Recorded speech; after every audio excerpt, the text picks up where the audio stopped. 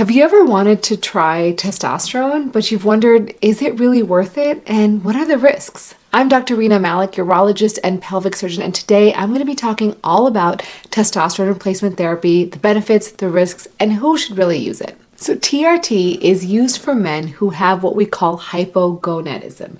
And what that is essentially having low testosterone on blood work, meaning getting your blood checked and seeing that the testosterone level is low, usually lower than 300 nanograms per deciliter, as well as having symptoms of hypogonadism. And these symptoms can be things like low libido, brain fog, meaning having difficulty with memory, fatigue, feeling less vigor than usual, mood changes like depression, and having difficulty gaining muscle mass or increased fat gain. And also erectile dysfunction, particularly having difficulty with morning erections. Now, hypogonadism becomes more common after the age of 40, and specifically if you have other what we call comorbid conditions. This could be things like diabetes, high blood pressure, high cholesterol, other metabolic issues that can make it more likely that you will develop issues with low testosterone. Now, TRT can be very effective in treating men who have hypogonadism, specifically for improving those symptoms I discussed about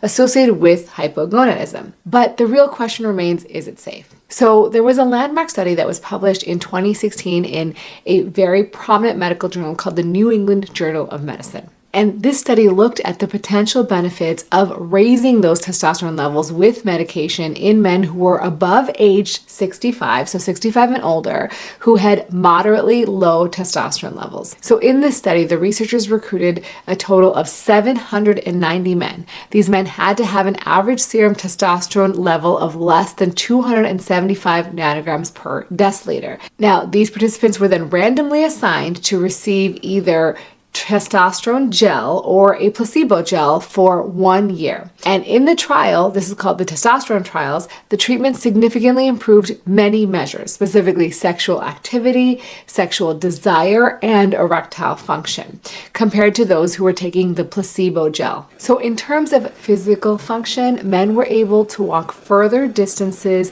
in 6 minutes. So they looked at their 6-minute walking distance, and they found those that were able to increase their distance by about 50 meters or 164 feet was about 20% in the testosterone group versus 12% in the placebo group, which was significant. They also noticed that they had greater increase in physical function scores on surveys, and they generally perceived that their walking ability was better. They also saw some small but significant improvements in mood, depression, and energy levels compared to the group that got the placebo gel. And overall, they were more likely to say, hey, my energy is better. Now, this is a big deal because it showed that not only are you seeing improvements in sexual function, you're also seeing improvements in physical function, the ability to walk and the ability to move around in the world, as well as improvement in mood, which can be really transformative for people who are feeling depressed. Now, other studies have also looked at a number of benefits. One is body composition. In terms of body composition, other studies have found that men on TRT for over 3 years gain an average of 1.9 kilograms or 4 pounds of lean body mass and lose about 6.5 pounds of fat mass. Compared to those who don't receive TRT, they get really minimal increases and minimal decreases. Other studies have also looked at things like stair climbing, power, and strength, as well as power during chest press or leg press, and seen improvement. There's also improvements in bone density, particularly in older men. On TRT, they've seen improvements in volumetric bone density and bone strength, particularly in bones of the spine. Now, you can understand why this is really important because as you age, you not only want to increase your muscle mass, but you also want to maintain your bone health so that if you fall, you're not likely to fracture those bones. Now, the majority of these studies are done again on men who are truly hypogonadal based on lab values, and they have symptoms, and they are typically older, so usually above the age of 65. So what this means is that if you have normal levels of testosterone and you take extra, that you may not see all the same benefits because we don't know if your testosterone receptors are truly saturated, meaning are they getting enough testosterone to activate all those receptors, and the more you get, you're not going to see the same benefits. Now, let's balance this. There are some potential risks, but there's also a ton of misinformation about the risks of TRT. So let's start with debunking some of that. So some of the risks that people think are a big problem, but are really not borne out in the data, one of which is cardiovascular disease. So many people have heard that TRT can cause heart disease, but is this actually true? So it comes from some initial research on TRT that showed sort of mixed outcomes in terms of improving versus worsening cardiovascular risks. Now, in 2013, there was a study that looked at 8,500 veterans who had undergone coronary angiography, meaning they had an evaluation of their heart because they had heart disease. And these men also had low testosterone and then got TRT. And what they found was that these men had a higher risk of MI, stroke, and death in the group that got TRT. However, there was some serious criticisms about the study because of flaws in design and data analysis, specifically looking at how long they followed these men who got testosterone and how long they had to be on testosterone before having a cardiovascular event. Like, is it really due to the testosterone? They also used some very complex statistical models that basically took the number of actual events, which was actually lower in the testosterone treated group, and made them more as higher adjusted rates. So this was sort of controversial, but it took off in the media. It led to a ton of people stopping prescriptions of TRT. Now, after this, another study looked at 83,000 men in the veteran system again with documented low testosterone. Now, what they found was that TRT was actually associated with a 33% lower risk of cardiovascular events and death over a follow-up of 4.3 years. And the other important thing about this study was they actually looked at the men's TRT after they got testosterone, and specifically these benefits were seen in those men who got to normal levels. And these men were 56% less likely to die during the follow-up period, 24% less likely to suffer a heart attack, and 36% less likely to have a stroke. That is really, really impressive. I mean, think about it. If I told you that doing something could decrease your risk of death over the next 4 years by 56%, that's pretty impressive. Now, lastly, there is new data from the TRAVERSE trial. Now, this is a randomized controlled trial that took over 5,000 men who were 45 years of age or older, and they either had existing heart disease or they had a lot of risk factors like high blood pressure, diabetes, and obesity. Half of these men got daily testosterone gel, and the other half received, again, a placebo gel, so they did not have testosterone in it. And after about 33 months, almost 3 years, they found that there was no significant difference in those groups in terms of the major cardiovascular events that they had, as well as heart attack, stroke, or death from any cardiovascular event. Again, saying, hey, testosterone replacement therapy is not increasing the risk of cardiovascular events. There was also no difference in cardiovascular procedures or the incidence of heart failure between the groups. To me, based on all this data, and again, there is a lot of data here, I only covered a small amount, I would say that testosterone, when used for men who have hypogonadism, is safe and effective and should not cause an increased risk of cardiovascular events. That does not mean that you should take it without follow-up, because I'm going to talk about some of the other risks, and you need close follow-up of your testosterone to make sure you don't put yourself at higher risk of other issues. Another myth is that testosterone worsens urinary symptoms for men. Now, a recent observational study looking at 259 men with low testosterone and erectile dysfunction followed men who either got TRT for 3 years or those who didn't. And what they found was that their urinary symptoms, based on symptom questionnaires, was actually improved in the men on TRT. But not only was their symptoms improved, their bladder wall thickness improved, and they had a reduced post-void residual, meaning they emptied their bladders better. Now, it's important to note the study did not include men who had really bad or severe urinary symptoms. Generally, this study showed the exact opposite of what people think about TRT. Now, a larger meta-analysis, which looked at 14 randomized controlled trials with over 4,000 men, was completed to really investigate this. And they found that basically testosterone didn't change lower urinary tract symptom scores compared to placebo. Now, it didn't say it was better, but it definitely didn't say it was worse. Now, the reason people think that urinary symptoms can occur with testosterone is because the prostate is very testosterone sensitive. It may cause some prostate growth. Now, regardless of this, the prostate only has so many androgen receptors. And in fact, those androgen receptors are saturated at very low values of testosterone. This will again come into play when I talk about prostate cancer. So if they're already saturated, adding more testosterone is not going to change the prostate to any significant degree. And so ultimately, that makes sense as to why you would not see worsening symptoms. Now, as men age, having an enlarged prostate or growing prostate can be very common. And so you can still see symptoms, but it may be attributed to other factors. And if you want to learn about BPH a little bit more, check out my podcast or my YouTube videos about that content so you can learn more about it.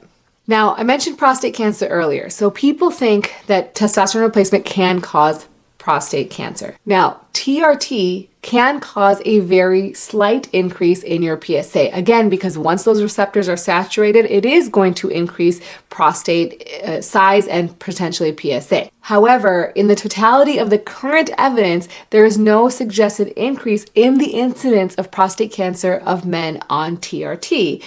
And this is again likely because those receptors are already saturated. It is important, however, if you develop prostate cancer, which is very common, seen in 1 in 8 men, you don't want to remain on testosterone. So it again is very important to continue to monitor your PSA while you're on testosterone. There was a study looking at 150,000 men over 15 years, looking at those who developed prostate cancer, who were on TRT, and they found no statistically significant difference in terms of overall survival or prostate cancer specific survival between the men who used TRT versus those who hadn't. They even found that the men who developed prostate cancer had more favorable results in terms of their cancer outcomes compared to those who were not on TRT, specifically looking at tumor grade and clinical staging. All right, let's move on to some real risks. One, we know that TRT can lead to water retention and swelling. So if you have heart failure or issues with fluid retention,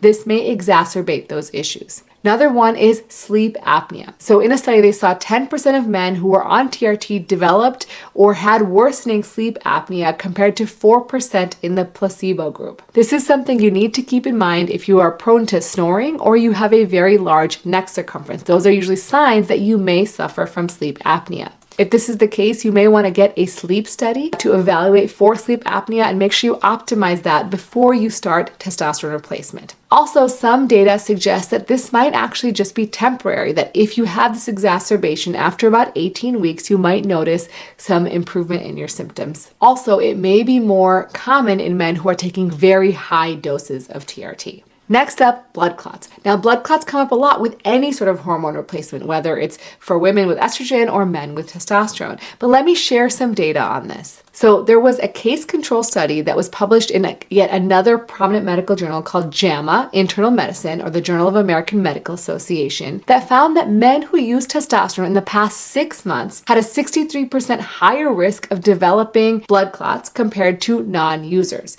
Now, this risk is typically highest in that first 6 months of treatment and then went down. However, after this study, there was a systematic review, so a much bigger review, combining 13 randomized controlled trials of 5,000 men, looking at men who got testosterone versus those who got a placebo and following them from anywhere for 3 months to 3 years. And they found no significant association between testosterone replacement, blood clot, deep venous thrombosis, so clots in your legs or in your lungs. So based on this study, which is the largest, most comprehensive study, they see no associated increased risk. Now, they did describe the study as having some low quality evidence, and there may be clinically important risk. So regardless, if you are at high risk of blood clots, it's an important discussion to have with your doctor. Next up is fertility. So when you take TRT, the increase in your testosterone that you get in your blood sends a negative feedback signal to your brain in your pituitary gland, telling it don't send any more signals to make testosterone because we have enough. And this can then also cause a reduction in sperm production. In a study in the Journal of Urology, they found that after 6 months of TRT, about 65% of men had sperm concentrations drop to less than 3 million per milliliter, which is considered severe oligospermia or severe low sperm count. So if you're planning on starting a family, make sure you check out my video where I talk about the options for testosterone or off-label options that you can use depending on what the timing is for when you want to have a family. Next one is erythrocytosis, or called blood thickening. Now, the reason people worry about this is because when your blood is thicker or more viscous, it can put you at higher risk for events like blood clot or stroke. So a systematic review and a meta-analysis was published in the Journal of Clinical Endocrinology and Metabolism. It found that TRT increased hematocrit, or the number of red blood cells, by an average of 3.1%. Now, this increase could potentially increase the risk, again, of blood clots, especially in men who already have high hematocrit levels. So typically your doctor will check those before you start.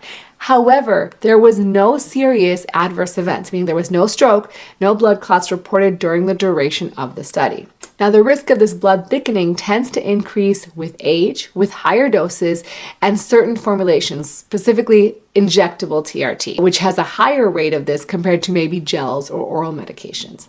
Now, it's important, regardless of whatever formulation you get prescribed or whatever dose you're on, you need to have continued follow-up. Are you catching my drift here? It is really important to follow up when you're on testosterone replacement therapy. Even if you feel great, even if everything feels wonderful, you need to get your blood levels checked on a regular basis. Now, what else? Acne and oily skin. Some men do experience acne or oily skin while you're taking TRT. Now, this is not life-threatening, but it can be bothersome. Now, some men can also experience breast enlargement, or what we call gynecomastia. Now, this can happen because TRT, or testosterone specifically, gets converted in the blood to estradiol. And estradiol can cause some of this breast enlargement. And this may require either changing of doses or addition of other medications. Next up, hair loss. So I've discussed hair loss and testosterone in a prior video, so check that one out. But basically, the bottom line is, yes, you can develop hair loss, particularly if you are genetically predisposed to losing your hair or male pattern baldness in your family. So testosterone replacement in those cases may expedite hair loss. So who ultimately benefits from TRT?